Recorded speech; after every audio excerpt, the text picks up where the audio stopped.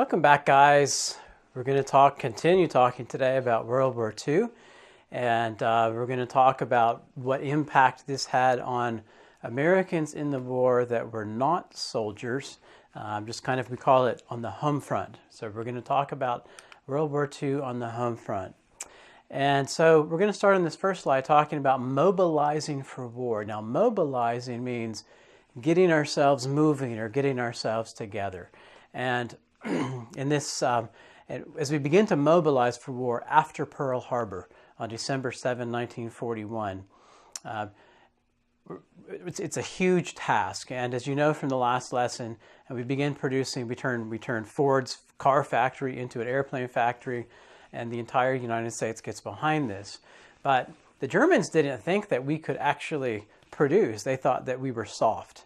And they thought that we can only make consumer goods, that we can only make things like cars, that we can't actually make a strong military. And the Japanese believed the same thing. And they believed that they can knock us out with one blow in Pearl Harbor. But obviously, that doesn't happen. 90% of all rubber in the United States for tires is now in Japanese-controlled territory. So we're talking about Southeast Asia.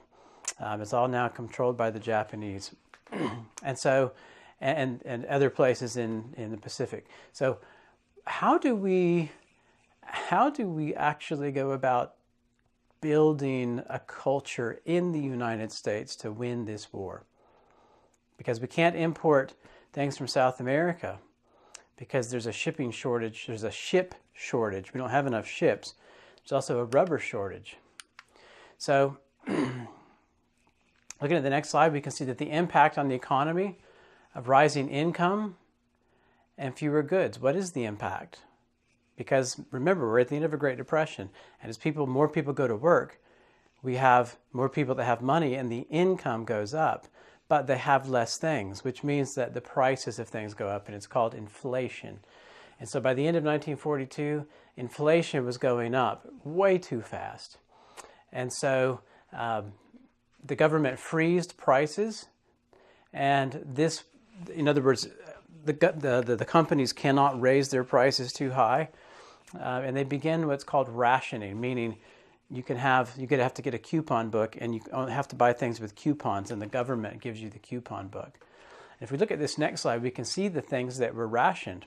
This is a chart: tires, cars, bicycles, gasoline, food, or fuel, oil and kerosene, all kinds of things, rubber, all kinds of things are rationed. Even shoes are rationed.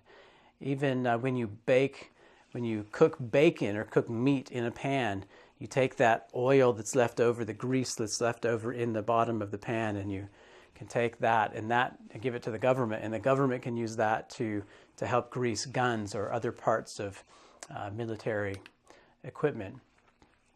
We see the next slide. So there was this massive campaign to make sure that Americans were on board, were willing to help out with this. And so you can see in the bottom center of this picture, you've got join a car sharing club. When you ride alone, you ride with Hitler. And if there's chocolate, we can give that to the fighting men. And you can see on the women's dresses, there's examples of where they're using less cloth for women's dresses. And even in men's pants, they use less cloth as well.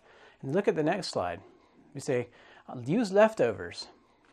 Eat leftovers. Don't always cook a new meal. If you cook something and you have something left from yesterday or from the morning, then also eat that for dinner. And then make sure when you ride in a car that you have someone with you. Don't waste gas. Don't waste tires. Have someone, 2 or 3 people ride with you in the car. And on the next slide, we see national victory speed. It's about 35 miles an hour. If you drove too fast, you used gasoline and rubber too much. And so they encouraged you to only go 35 miles an hour. And they also wanted you to plant a victory garden. So you get seeds and you can plant your own fruits and vegetables out in the backyard. And so and many people, if you talk to in America, if Americans talk to their grandparents or their great-grandparents today and ask them about World War II and the victory gardens and the ration coupon booklets, they'll remember all of these things from World War II.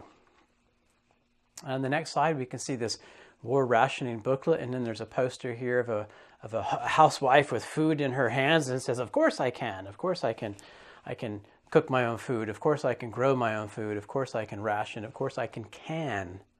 She's canning food and preserving food from her garden, so she'll have food for the next winter. So she doesn't have to buy all these fresh vegetables. But why?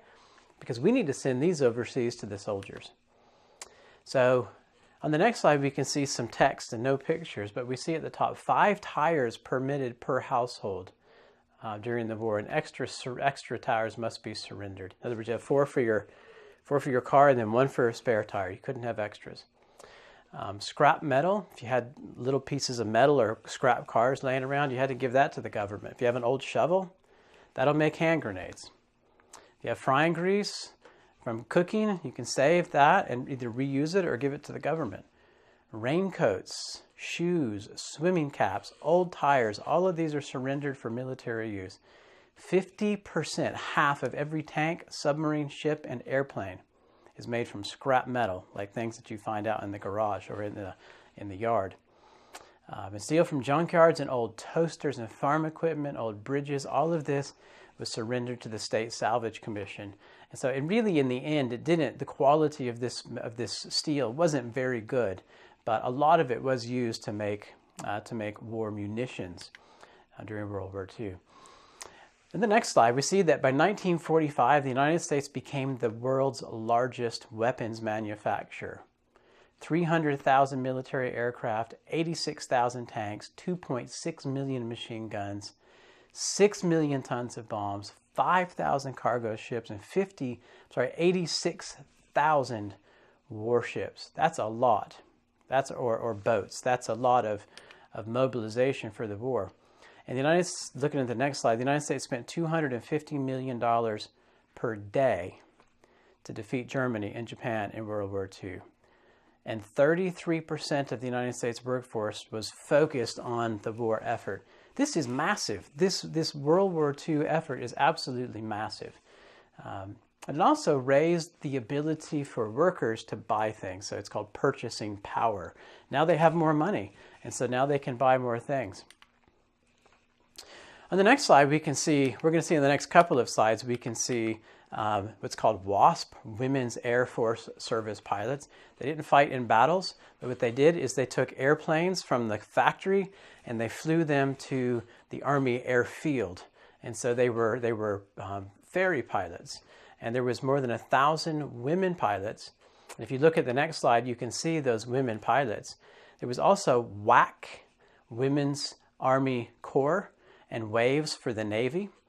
And there's about 150,000 women served outside of the nursing corps. Many women served as nurses and typists and secretaries and switchboard operators and mail sorters and filing clerks working in an office. But many of them also served as pilots as well. So, and on the next slide, this woman is called Rosie the River. She says, "We can do it," and she's got her arm up there. She's showing her muscle, and she's got a blue shirt and a red bandana. It's red, white, and blue, and she's strong. And this is a woman that's working in an airplane factory, and she's going to do everything she can to help defeat Germany and Japan. Now we can see that during World War II, there was this incredible effort by Americans, all Americans, women, families that stayed at home to grow victory gardens, to work in factories, to produce massive amounts of munitions during the war. And so the Americans really did. They kind of defied what the Germans and the Japanese thought the United States could do. Germans thought we were soft, and we produced massive amounts of war goods. And the Japanese thought that we could be knocked out in one blow, but instead it woke up the sleeping giant, and we came back, as did China, as did England and France, and the Allies came back and were able to defeat Germany and Japan in World War II. So the next slide, we're going to talk about the end of the war. The next lesson, we're going to talk about the end of the war. All right. See you guys then. Bye-bye.